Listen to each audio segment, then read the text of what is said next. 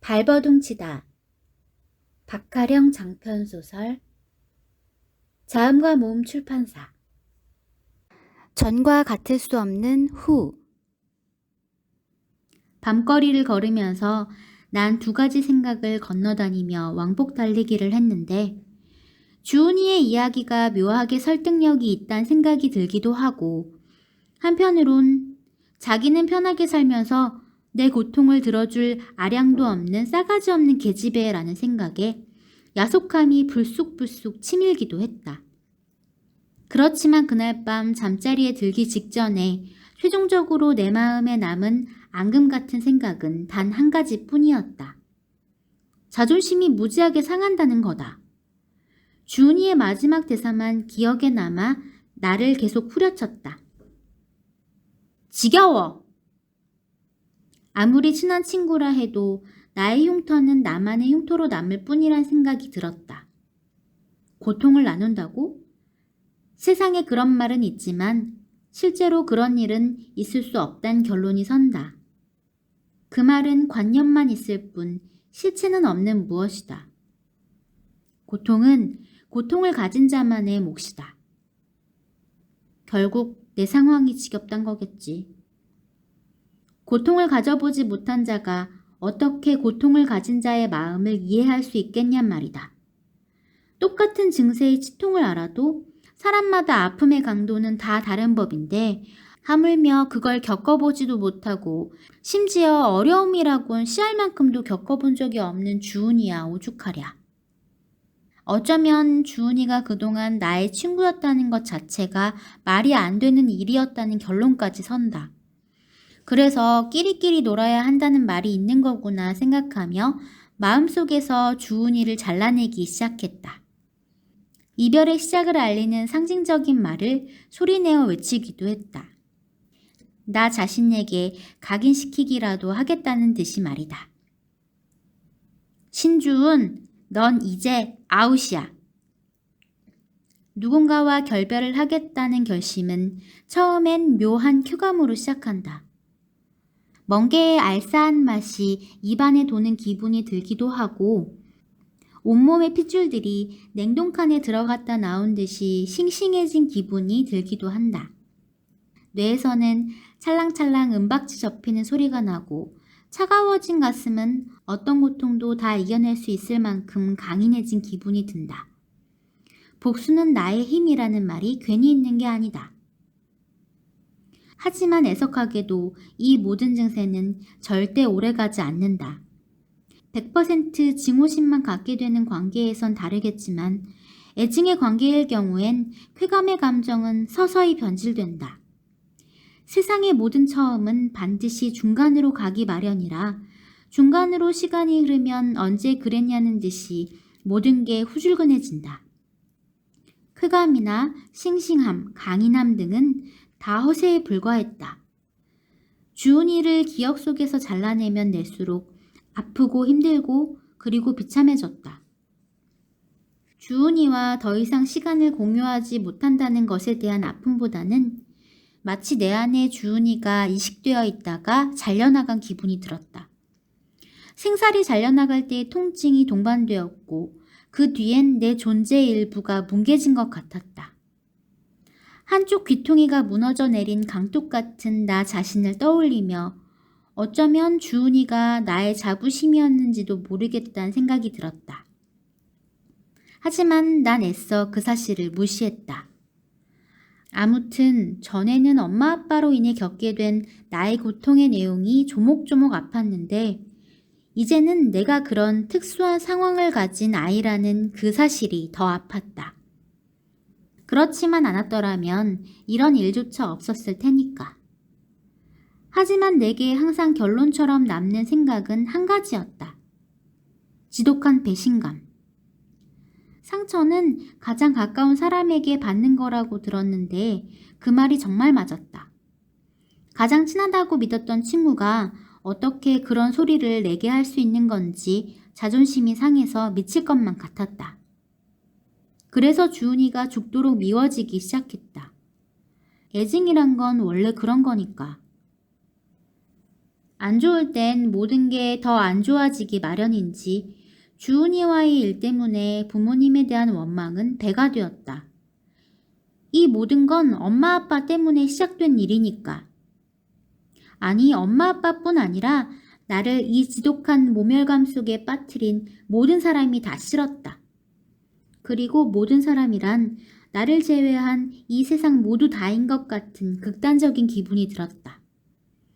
가끔씩 희수에게 이렇게 아픈 나를 덜어내고 싶었지만 그 일 이후 내가 잠수를 선포한 중이라 쉽게 연락할 수 없었거니와 그보다는 내가 만들어 놓은 거짓말 벨트에 내 몸이 묶인 터라 희수에겐 한 발짝도 더 나갈 수 없는 처지였다. 그래서 더 외로웠다. 거짓말이라는 무거운 돌에 묶여 바닷속으로 가라앉을 수밖에 없는 나를 상상하며 힘들어했다. 그렇게 억울함에 치받쳐 엄마 아빠와 말을 안 섞고 2주 이상을 보냈다. 그래도 다행인 건 마침 기말고사를 앞두고 있던 터라 엄마 아빠도 나의 행동을 학업 스트레스로 인한 발작성 신경질 정도로 여기고 그런 나를 조용히 묵인했다. 서서히 부모님에 대한 미안함과 죄책감이 고개를 들려는 순간 또 다른 사건이 벌어졌는데 그 일은 나로 하여금 죄책감 쪽으론 아예 눈길조차 주지 않게 만들었다. 악순환의 정점이랄까? 종례 시간에 담임쌤이 나를 불렀다. 하필이면 아이들이 진로 관련 설문조사지에 답을 적어내느라 이례적으로 조용한 그 와중에 말이다. 선생님은 내게 엄청난 특혜라도 준다는 듯이 의기양양하게 생색을 내면서 말했다. 유나야, 이거 네가 찍자. 선생님이 내민 프린트를 들여다보니 경기도 내 시범학교 홍보용 동영상을 찍기 위한 시놉시스였다. 여러 파트가 있었는데 그 중에서도 여러 가지 언어로 말하기 주제에서 수어로 말하기의 대목을 담임이 손가락으로 꼭 짚고 있었다. 이걸 저보고 하라고요? 담임은 눈과 입을 다 동그랗게 만들어 대답한다. 난 속으로 외쳤다. 미쳤군. 학내는 물론 교회로까지 나가는 동영상을 찍고 싶은 생각은 죽어도 없다. 내 머릿속에는 이미 담임에게 따지고 싶은 대사가 한 줄로 쭉 써진다. 우리 엄마 아빠가 농인이라는 걸 이제 나한테 광고라도 하라는 거예요? 원색적이고도 노골적인 말로 이렇게 따질 수 없으니 예의 바르게 거절했다. 싫습니다. 왜? 그냥요. 그냥이라니, 이건 너밖에 할 수 없는 거야. 그래도요. 어머머, 그래도라니? 다른 애들이 못하는 수화를 네가 한다는데 자부심을 갖고 해야지. 담임의 목소리 톤이 올라가서인지 아이들의 자잘한 웅성거림마저도 잦아들었다. 모든 애들이 나와 담임의 대사에 귀를 기울이고 있었다. 그 사실 때문에 얼굴이 화끈거리기 시작했다. 사실 우리 부모님에 대해서는 아는 애들보다 모르는 애들이 더 많다. 너 혹시... 네?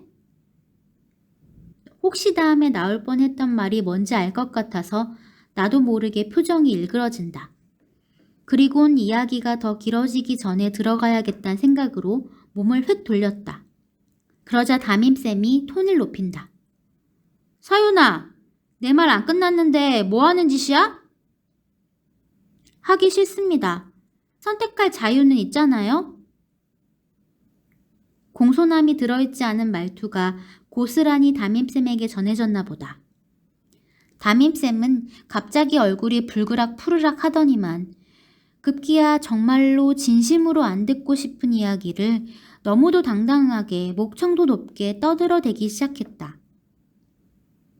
청각장애를 겪으시면서도 부모님이 널 이렇게 훌륭하게 키워주셨는데 그걸 감사해하고 수화를 할 줄 아는 것에도 사명감을 가져야지. 그걸 창피해야 한다는 건 부모님을 모욕하는 일이지. 안 그래?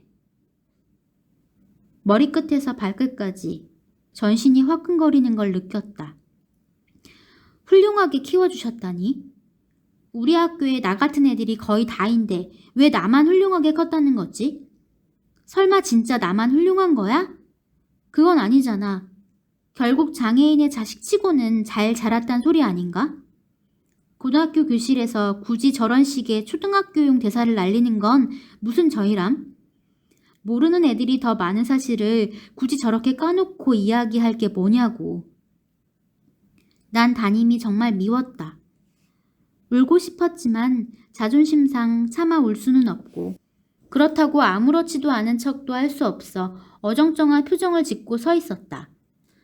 모르긴 해도 분명 내 입가엔 썩소가 안착해 있었으리라. 그런 나의 상태를 알 법도 하건만 담임쌤은 배시시 웃으면서 또 한 번 폭탄을 날린다. 깐 이마 똑까기라도 할 작정인 듯이. 그러니까 할 거지? 우리 학교에서 수화하는 애가 너밖에 없거든. 담임은 볼펜 뒤통수를 꾹 눌러서 종이 위에 내 이름을 적기 시작했다. 그리곤 나만 들릴 만한 작은 소리로 이런 말도 날린다. 예, 그것도 능력인데 싫어도 그냥 쿨하게 멋있는 척 하면서 한번 해봐. 역시 담임은 모르는 게 아니다. 내가 왜 하기 싫어하는지도 알고 내 입장에서는 하기 싫을 수도 있다는 것까지도 다 안다. 그럼에도 불구하고 동영상 제작에 필요하니까 그냥 하라고 강요하는 거다. 자신이 미리 답을 정해놓은 채 상대방에게 묻는 대화는 진정한 의미의 소통이 아니거늘. 이건 교육의 일환으로 학교 행사에 협조하라고 내게 권유하는 게 아니라 상명하복으로 무조건 따르라는 것이다. 날렵한 손놀림으로 내 이름을 적는 선생님의 숱없는 머리 꼭지를 바라보면서 난 그날 교육청에서 도망쳤던 것처럼 이 자리에서 도망칠 수 있다면 얼마나 좋을까를 막연하게 생각했다. 기회가 닿는다면 필사의 탈출을 하고 싶다. 어떤 식으로든 내게 씌워진 이 운명의 걸쇠를 빼내고 홀가분하게 도망치고 싶다는 욕구를 치열하게 느꼈다. 평범한 다른 아이들은 느껴보지 못했을 책임감, 죄책감, 채무감, 그런 것들로부터 벗어나 자유롭게. 아무튼 그날 교육청에서 도망친 그 일은 내게 언제든 도망칠 수도 있다는 가능성을 알려주었다. 그리고 한 번 한 일은 두 번도 가능하며 한 번이 어렵지 두 번은 쉽다는 것까지도. 총알은 그런 식으로 자기의 존재감을 보여주었다.